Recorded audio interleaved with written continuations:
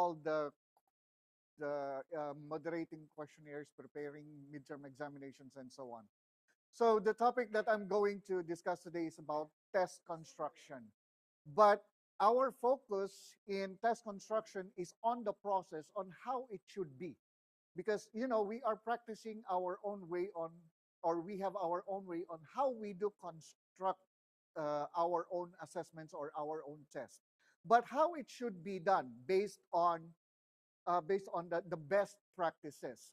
So what I'm going to discuss today is what are supposed to be the process, and I'll try to fit it into our practice. So for our discussion, I will be discussing about briefly on the teaching and learning process, the simple process, assessment, and about the table of specification.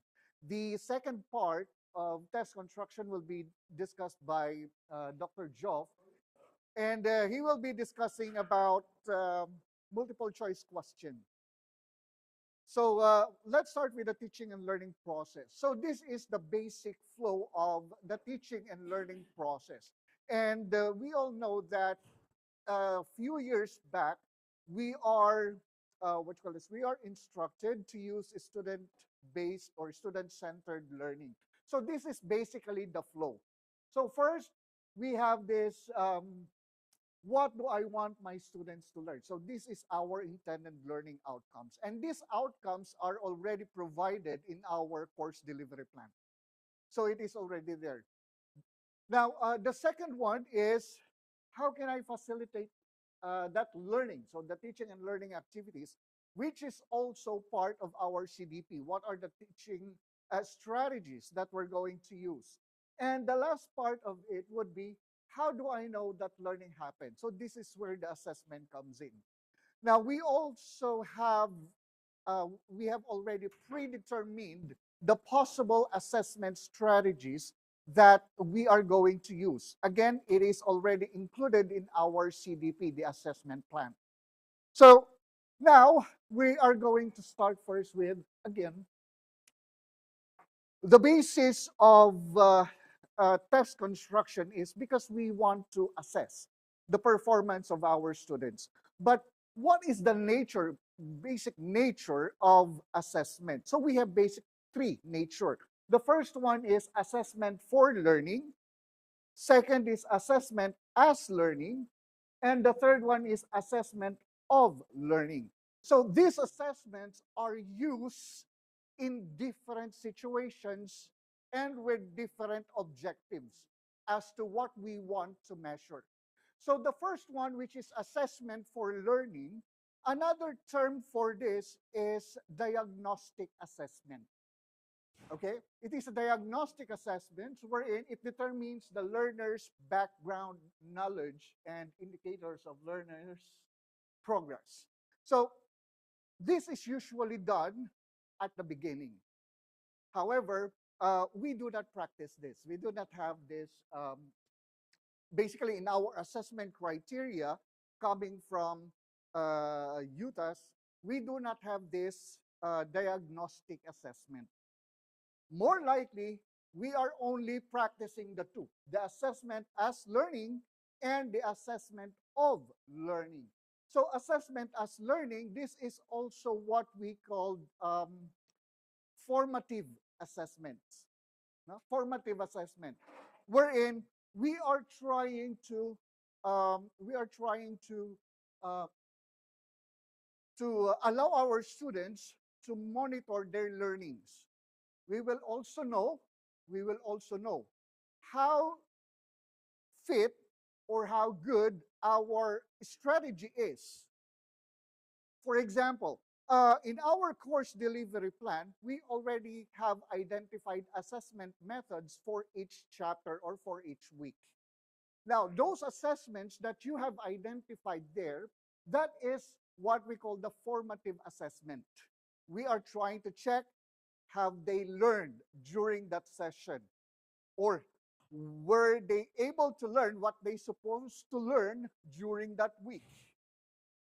And then at the same time, we will be able to find out, is there something else that I could do so that this learning can be better for the students? Or is there anything else that I should do, or any strategies that I could modify, that I could change, so that the learning will be better on the part of the students? And the last nature of the assessment is the assessment of learning, and this is basically the summative assessment. This is what we are giving to our students. Okay? This is your midterm exam. This is your final exam. And these are also the quiz or the activities that we are giving. So it measures the learner's attainment of standards. Were they able to achieve the outcomes? So that's why we are giving this kind of assessment. So this one is summative assessment. So those are the three nature of assessment. And these three nature of assessment, again, they have different purpose why we are conducting it. So what is the importance? There are basically four importance.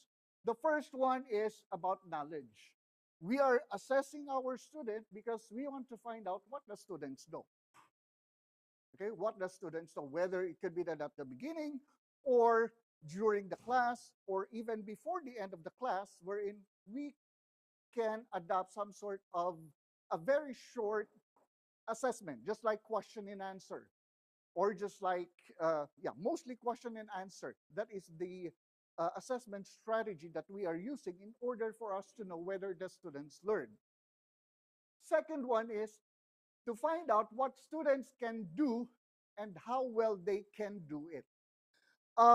This is more applicable if there will be some practical or exercises or activity that can be done at the end of each topic, probably. So that, again, we will be able to know, were they able to do it? How they are doing it? Are they doing it based on the procedures or the steps that we have taught them to? The third one is to find out how the students go about the task of doing their work. So how they do it. For example, we ask them to to do some activity when it comes to accounting, the entire process from journalizing up to preparing of financial statements. So were they able to do that? Okay. And the last is to find out how students feel about their work. Are they feel motivated? Are they feel, or do they feel, some sort of satisfaction after accomplishing certain task? Again, which is related to the assessment that we have conducted to them. So these are basically the four importance why we are conducting assessment. So the basis why we are assessing is we need to make sure that what we are assessing is also the one that we are going to teach. Now, it will be difficult. We are talking or we are discussing something, and yet the assessment is somehow not related to it, or there are some disparity between it or between those two. So what is the difference between objectives and learning outcomes? Because in our course delivery plan, mostly they divide it according to learning outcomes. The topics are divided into learning outcomes, and there are also objectives. So what is the difference between objectives and learning outcomes? Why do they use learning outcomes? It's because in learning outcomes, it is more focused on students' learning, while objectives, it is more focused on teacher's intention or the lecturer's intention. So that is why, if you will notice, even in our course delivery plan, uh, it is almost the same. It is almost the same. The only difference is on the perspective how it is how the objectives or learning outcomes has been structured. For example, a student should be able to do this. Well, that is basically the teacher's intention, and we call it objectives. While in learning outcomes, we state it in a different way. Students can do this, do that, explain this, formulate this, etc., etc. So again, that is the basic difference between objectives and learning outcomes. And that is the reason why in our CDP, no, mostly, not mostly, all of them, no, they use learning outcomes. So how are we going to meet these learning outcomes? How do we know whether we will be or we were able to uh, how are we going to know whether these outcomes have really met? Which means all the things that we have stated, students can do all those things. How are we going to make sure?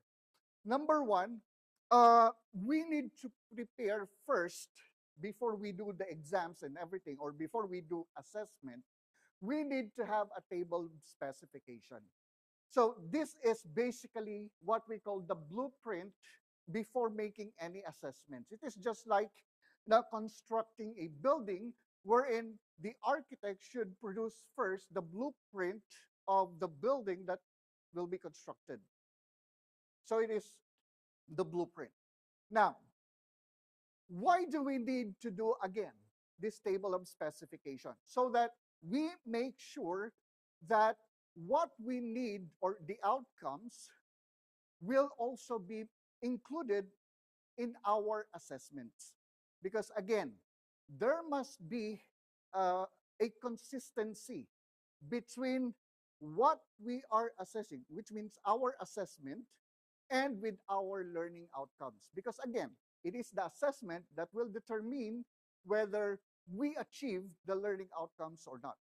So there must be, or it must be consistent. Our assessment must be consistent with our learning outcomes. So that is why we need to have a table of specification to ensure that, again, we will be able to assess and determine whether we were able to achieve the outcomes or not. So there are 6 steps in making this table of specification. By the way, these are not basically 6 steps. There are so many steps, more than 6, but I tried to fit the different steps based on our practice and based on the examination policy on how the assessment would be, specifically taking into consideration the LOTs, the HOTs. So the first one is the test objectives. We need to have the test objectives. And I guess everyone is already familiar with it. Anyway, I'm going to discuss this one by one. The second step, we need to identify the coverage of the test. Third, calculate the weight of the topic. Determine the number of items for the whole test. HOT and LOT allocation. And question preparation. Again, our focus here is on the process based on the title that I have. Yes, sir. Test objective from your subject. Can you give one example of a question? How the question will be for the test objective? I'm going to discuss the test.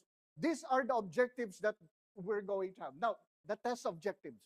Do not get confused. These test objectives are number one.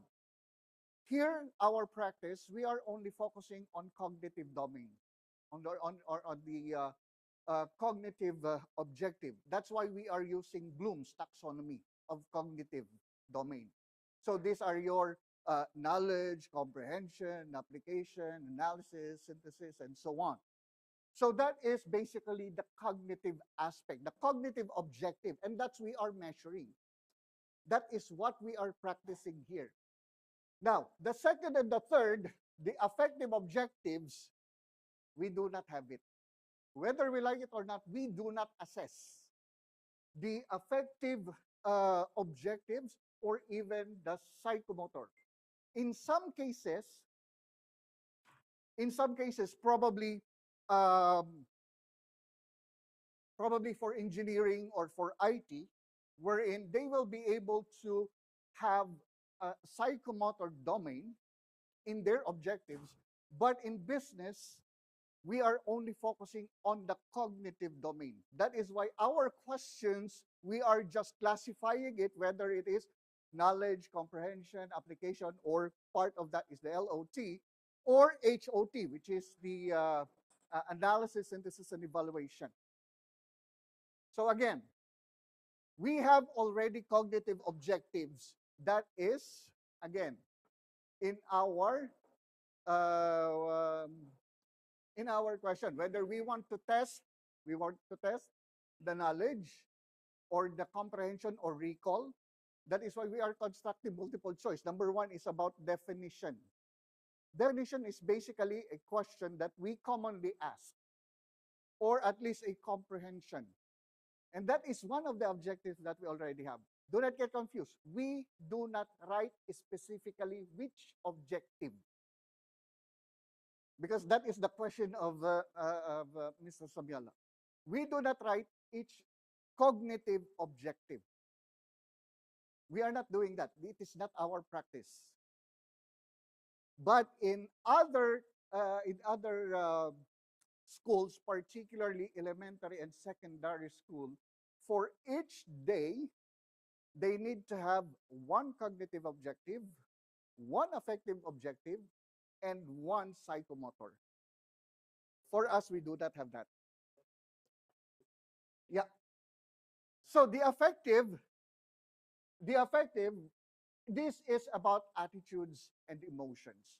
Later on, we will give you the Bloom's taxonomy of affective domain. Also, the Bloom's taxonomy, that's why I do have here, the Bloom's revised taxonomy of cognitive, affective, and psychomotor. But again, we do not practice affective because we only consider cognitive aspect. Okay? So affective, it has something to do with attitudes, emotions, values, belief. So how do other lecturers or teachers probably how they include the affective objectives in their in their in our case we called it lesson plan. How do they integrate the affective objective? For example, is the value. It is not only about asking the term or knowing certain things, but how they will be able to appreciate. That is the first word. How do they appreciate the things that they have learned in the cognitive aspect? So there should also it should also show some sort of a value integration on what they have learned. Okay. And the third one is psychomotor, which is basically skills. You are literally, or students are literally doing it, psychomotor. Now, again, so I have here the Bloom's revised taxonomy for cognitive, affective, and psychomotor, but I think, let me check.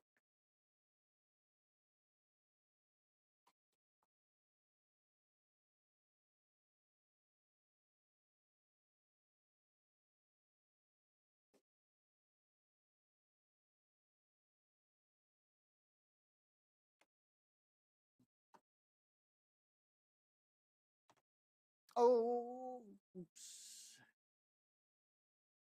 Okay, so this one is, oops.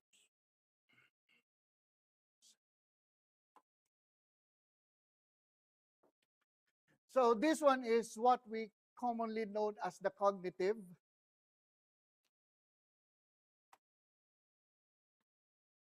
This one is the affective. Again, these are some of the verbs that we are using in order to illustrate, the affective domain. For example, we have the ask, choose, describe, follow, locate, identifies, completes, demonstrate, and so on and so forth. So again, they are integrating some sort of a value to what they have learned. And of course, this is an example also for the Bloom's taxonomy for psychomotor domain.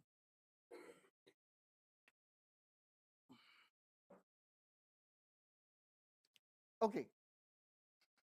So knowing that there are other objectives, test objectives, again, in our practice, we are only following the cognitive domain.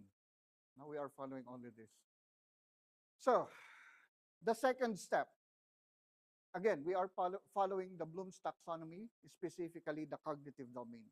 So we are now going to identify or to determine the coverage of the test. What is the coverage of the test? Well, this is for principles of marketing. This is the learning outcomes. And based on the CDP, these are the chapters included for midterm. Okay, so we have already identified. Based from the CDP, it is already identified. Calculate the weight of the topic. The calculation is simple. We just need to determine how many sessions or meetings that we have for our students. It could be in terms of hours or it could be in terms of sessions. Okay, so it's up to you which one is you are more comfortable working with. Now, let's just say, for example, for chapter 1, we have 6 sessions, so that means 3 weeks.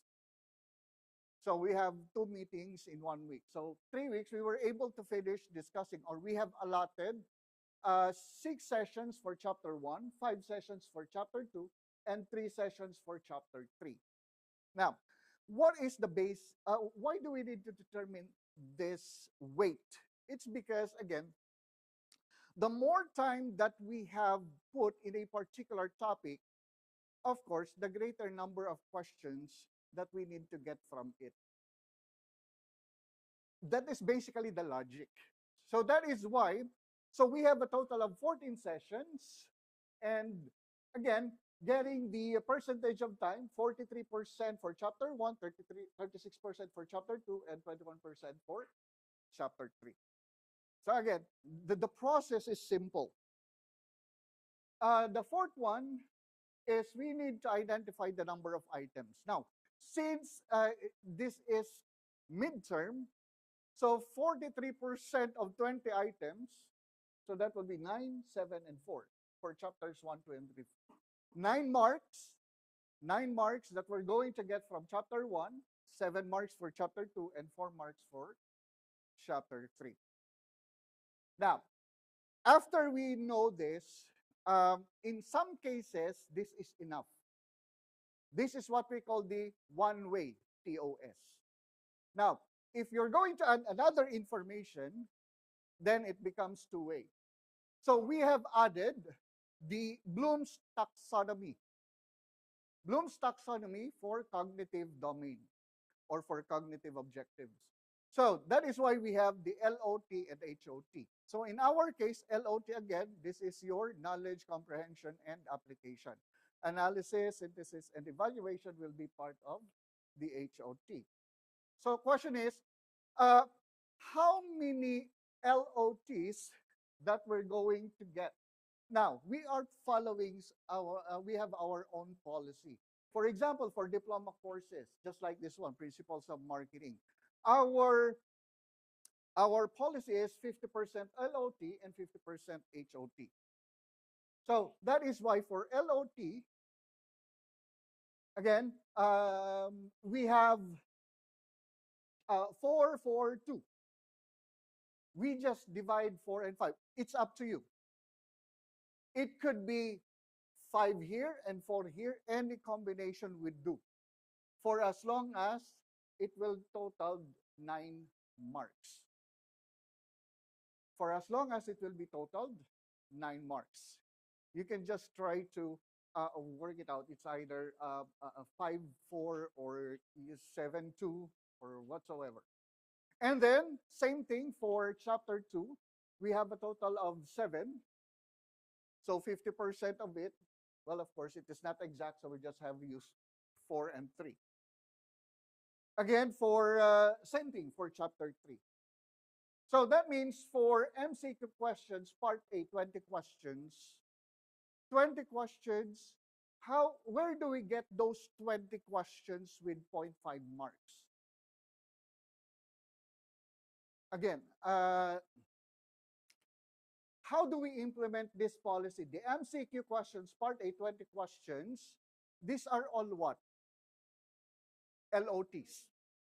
So that is why we're going to get all the 20 questions, 0.5 marks, LOTs. So we can just simply follow this one, 4, 4, 2, which means, again, 0.5 marks for each. So that means we need to prepare 8, 8, and then 4. So that's 20 questions. Now, for part B, 4 questions, well, these 4 questions will be considered as, since it is scenario-based multiple choice, that 4 questions will be considered as part of our HOTs.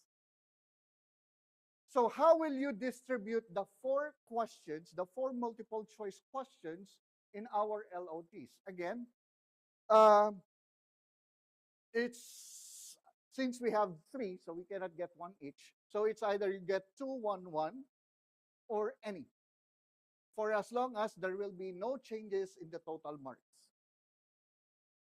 So that is where the creativity of the lecturer comes in. For the 6th one, now, there are 9 marks that we need to get from chapter 1, and 7 marks for chapter 2, 3. Now, each chapter contains different subtopics.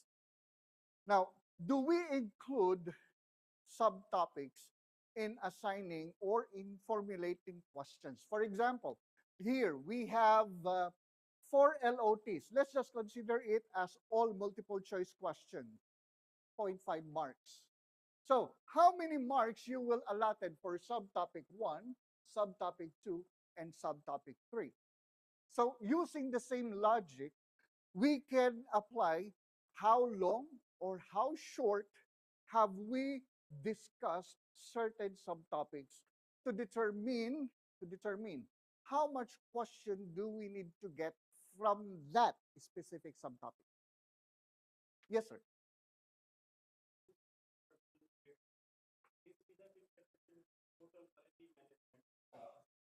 Mm.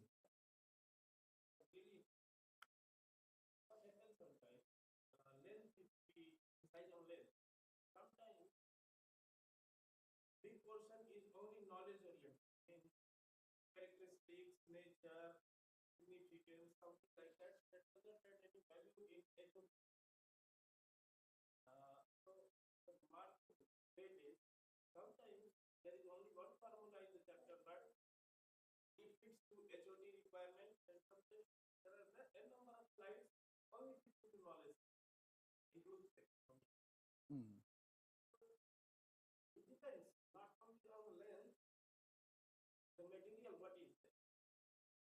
Yes. Yes, sir.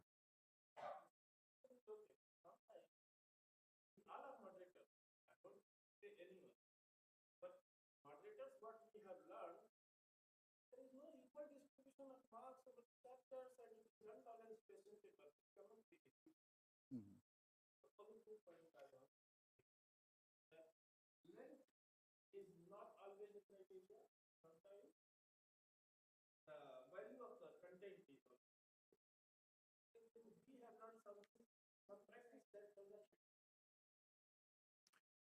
Okay, I do agree with you, sir. Number one, it is not always about the length, because that's why I guess using the logic that we have made during the first part, we are using the time. Because again, the more difficult the concept is, the longer the time that you need to explain or to discuss it with your students. That is one. So it is not always about the length. So it's again, it would also depend on the time, how much time you have spent for that particular topic. So probably you can use that one. Now, with regards to the other one, wherein it is all about knowledge or something. Yeah, just yes, sir. I do agree. That is why, just like what I've said before we start, this is a process focus. This is the process. This is basically how, as the best practice, this is how it should be done. But then again, I'm trying to fit in with what we are doing, now. So we are not doing all these things, really. I do agree with that. But then again, we need to know what is the best practice. It is not a question of whether we implement it or not, but at least we should have an idea on what would be the best practice, how we should do it. If it is not the practice here, yes, yes, sir, there is. Yes, sir. So since we are not following that, number one, this is just for everyone's knowledge, so that at least we will have knowledge about how TOS is being prepared and how we come up with the number of questions that we need to ask, where to get that question, and so on. Okay? And the last, that will be the last. So when it comes to multiple choice question, so Dr. Joff will discuss about restructuring or creating. Your name is on the email. Meron. Kaya nga sabi ko sa'yo, tingnan mo para malaman mo yung flow.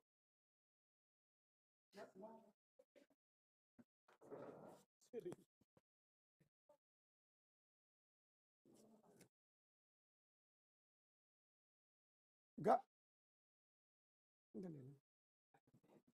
Hindi, ah, naka-connect ito sa website.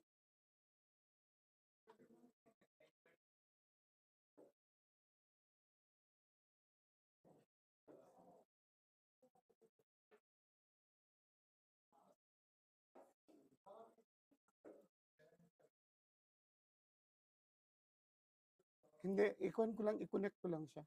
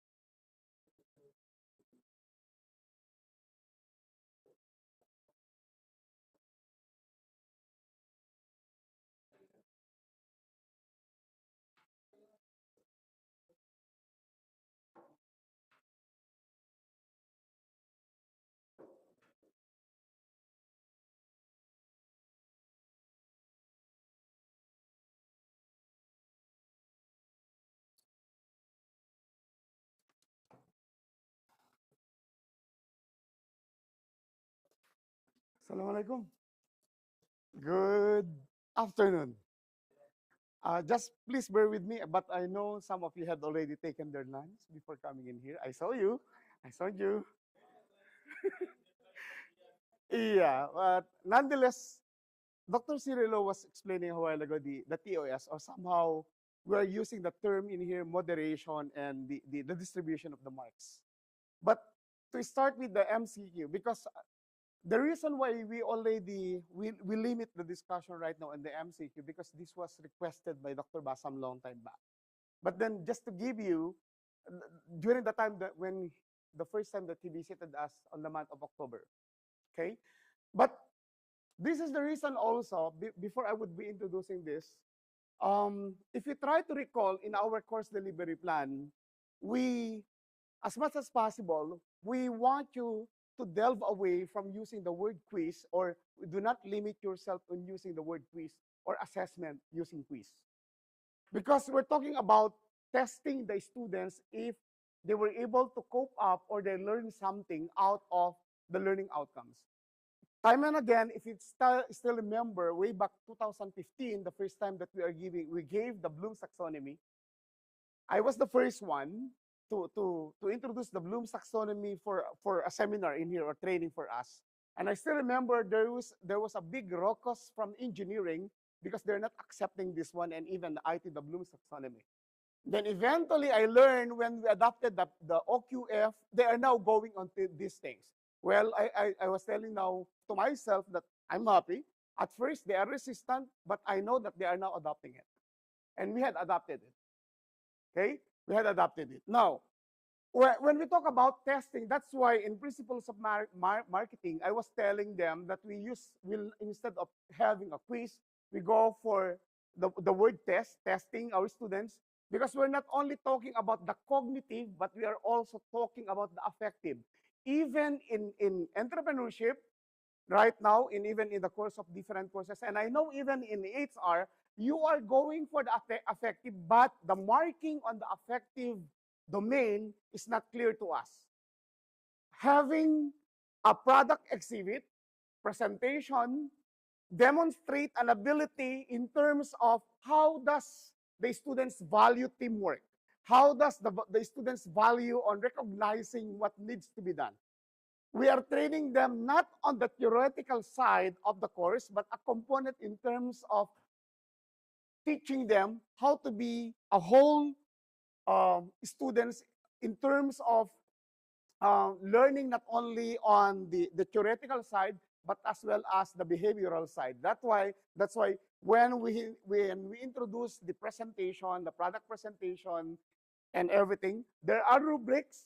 Now we had also the photo competition. Now we're having the video short film competition, and we also introduced our student the student interaction. That's why we are encouraging you to have them participate on this event, because it engages them and it adds value to them. It adds value to them.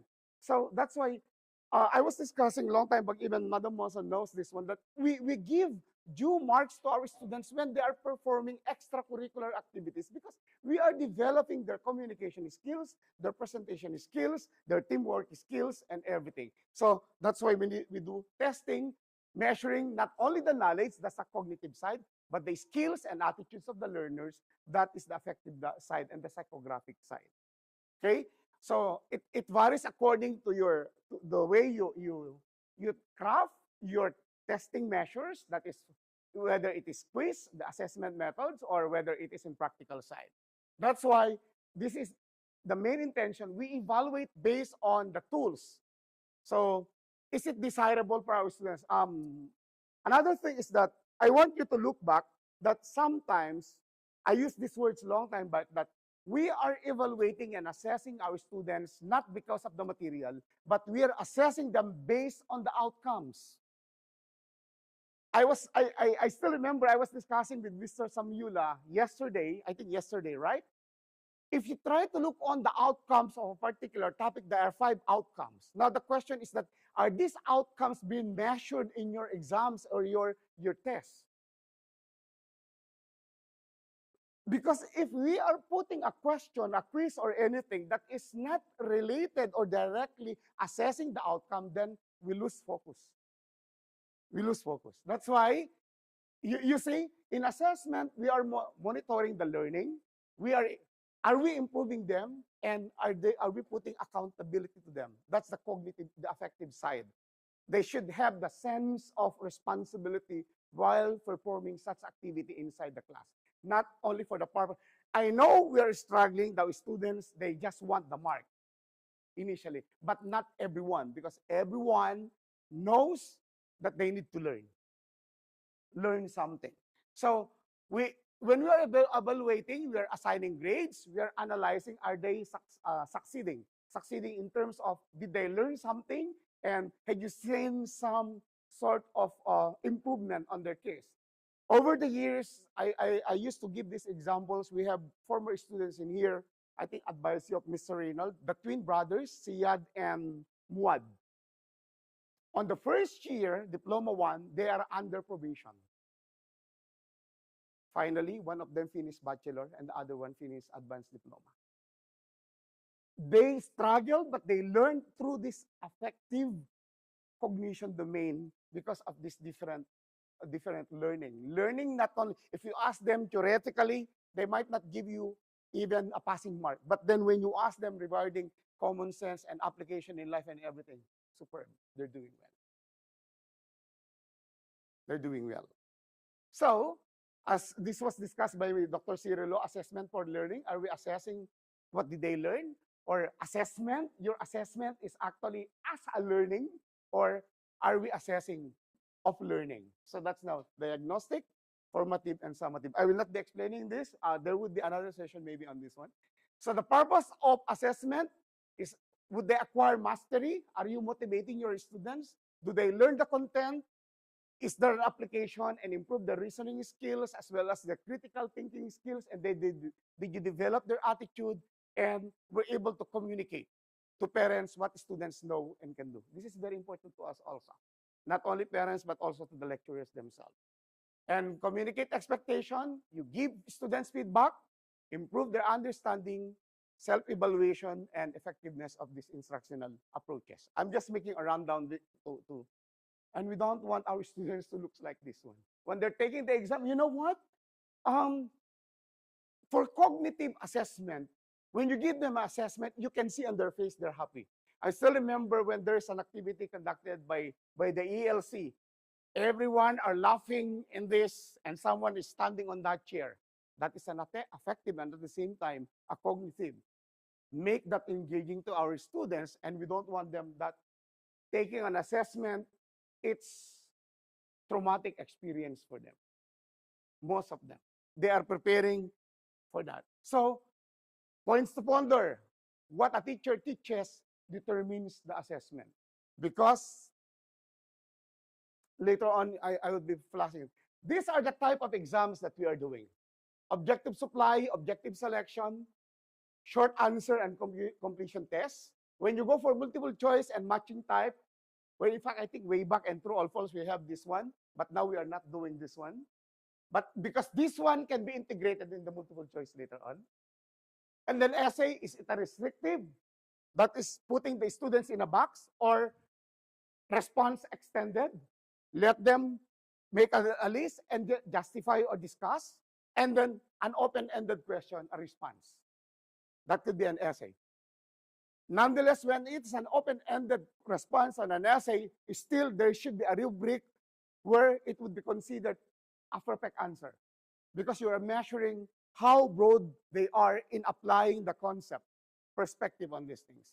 And then we're not giving marks on this, oral examination or recitation in the class, but also conferences and interviews. But when they are joining on the different activities such as this one, we are giving them marks or points, right? And of course, observation, informal and formal, and self-report.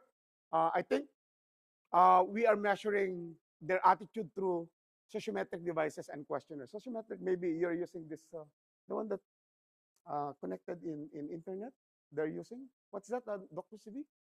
That Kahoot? Yeah, Kahoot, and then there's another one that we had used, okay? Okay. Look at this. When we use objective type, we're measuring knowledge. Reasoning is 2. The level. Skills is 1. The products or the effect is 1. The more higher is the number, the better, okay? So essay, knowledge, you're measuring knowledge on a scale of 1 to 5, 4. Reasoning, 5. The rest, skills and products, are 2. Performance-based, 5 and 5. If you try to look at it, performance-based has the highest impact to our students. What are those performance-based assessment? When you give them group activity, okay, let them do the presentation. When they conduct this product exhibit, when they conduct this debates, or they would be having this simulation in the class, or there would be some role playing, these are performance assessment. These are performance assessment. It's a little bit tedious and time consuming for us, especially when we are trying to catch up with the lessons or the topic coverage as per the delivery plan. It consumes not less than 1 hour for our time. But if we have time for this, it's good. And then we go for the observation and self-report.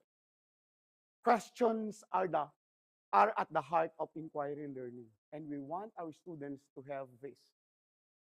Okay? So classification of teacher-made test, objective type. Of course, you have supply constructed, selected fixed response, essay type. I could share you this one later on. These are how we are doing this particle types, completion type, enumeration type, identification type.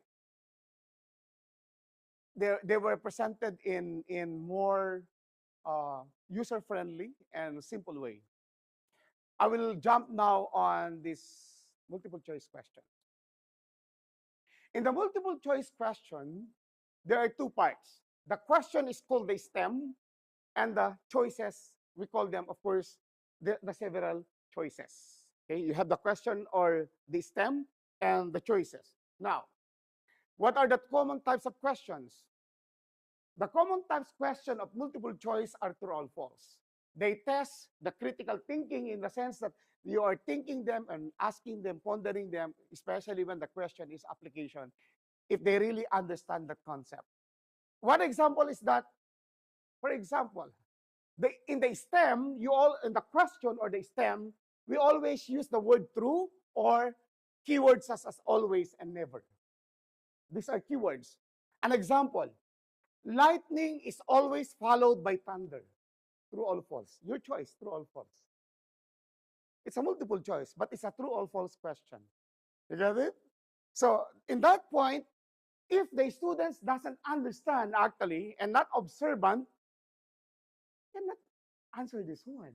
Or maybe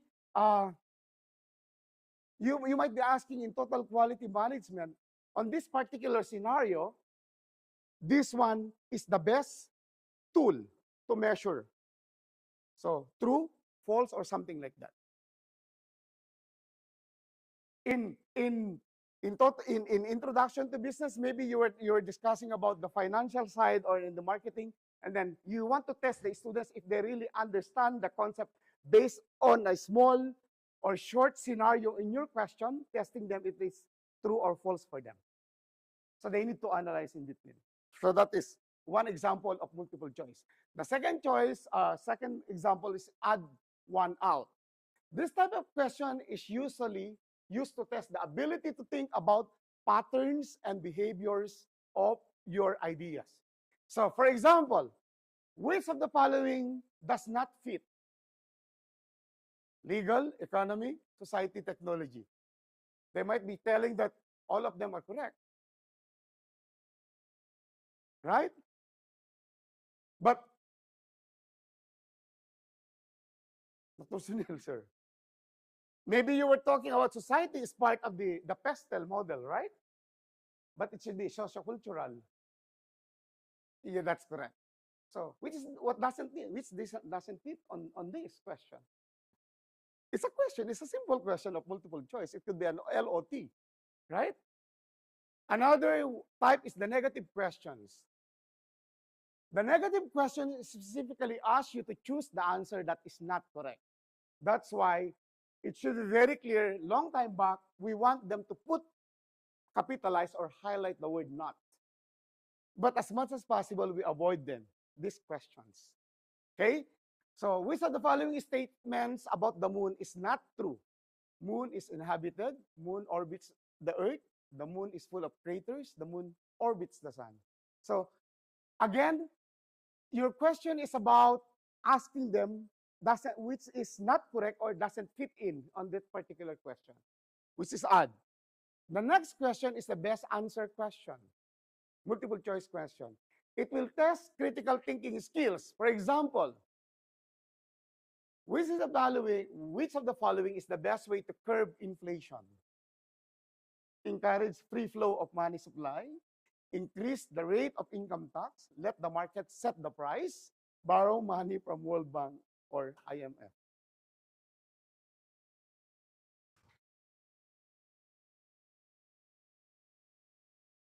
These are questions, right? Multiple choice questions. Well, of course, if it was not explained to them the concept and these are all reflecting in the materials, you cannot get the right answer. The point there is, it goes now to this checklist. Another one is the best answer question for entrepreneurship. Which of the following is classified as a small enterprise? A, employee 20 I think I was mistaken in here. It should be employee 20, annual sales 1 million, employee 30, annual sales, employee 10, annual sales, both A and B or both B and C. That's an entrepreneurship question, right? Instead of asking them SME, A, B, C, D, something like that, only the value. That would be, you are now complicating, not complicating, but testing the understanding of the question. So these are now the checklists. I want you to ponder on this one. Does the item, the choices, reflect the specific content and mental task? Yes or no? Are statements from textbook avoided? That is Control B, Control C, Control V is avoided. Cut and paste is avoided. Is the item stated in simple and clear language? If you can simplify it, simplify it. Use a more simplified. We're not measuring here on the vocabulary and how extent is their language ability, but on the concept. And then, is the item free from grammatical and spelling errors? Are the direction in the stem clear or the question is clear? Okay. Are double negatives avoided? What are those double negatives? You put unavoidable and then you put the word not. Which is not unavoidable instead of which is not avoided, which can be avoided. Those are negative, double negative, okay? Because it would only mix up the students or the way they understand the question. Does the item contain irrelevant information making it too wordy?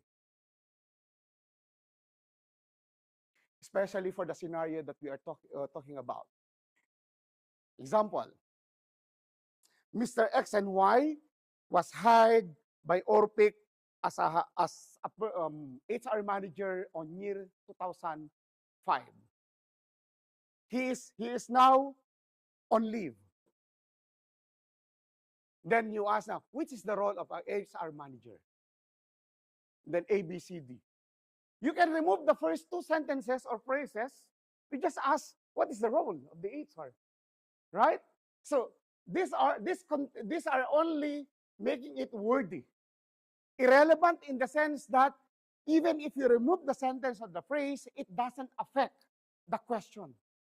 Okay? Does the item contain no more than 5 options? We're using 4 questions, 4 options. It's okay.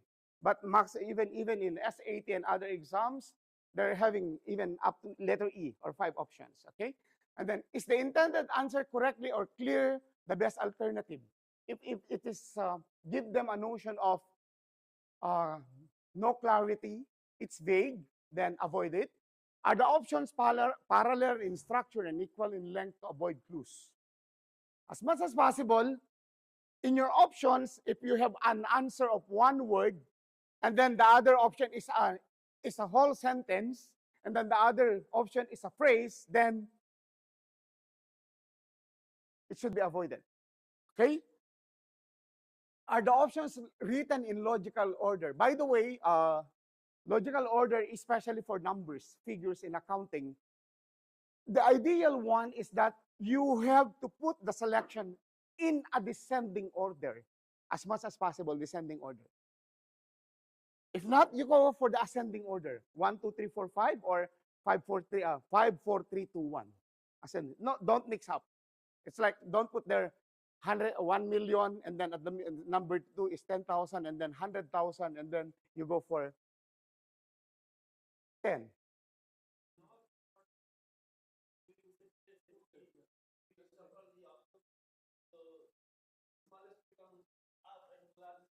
That's why. If the first one, if you go for ascending order, the second one, you go for descending order. What do you mean? It's not possible, sir.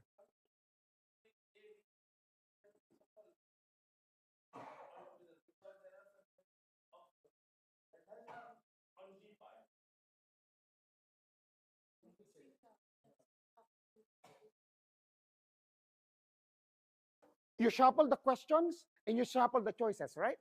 What I'm telling you is, in the shuffle of questions, that's already a shuffling. The shuffle the options. If your choices are ascending order, the second one you go for descending order. It's possible, right? Another one is that here are the correct answers for all items in the test placed randomly. Okay? Don't make a question or answers all A, all B, all C, something like that. Okay? And then none of the above and all of the above options should be avoided. I think we already removed that. So we're good. But if there is still in there, I'd like to remind you that please avoid this. And all the options plausible and homogeneous. That means to say unpredictable and almost the same. Okay. So that's now if all your answers in there are yes, then you are in the right direction. This checklist for this one. I think I'm done. Thank you so much. Alin pa yun? Hindi ko na. These are, I would be sending you this checklist for matching type and for the essay. I think this is very good also for the essay type. And then rubrics also. Thank you.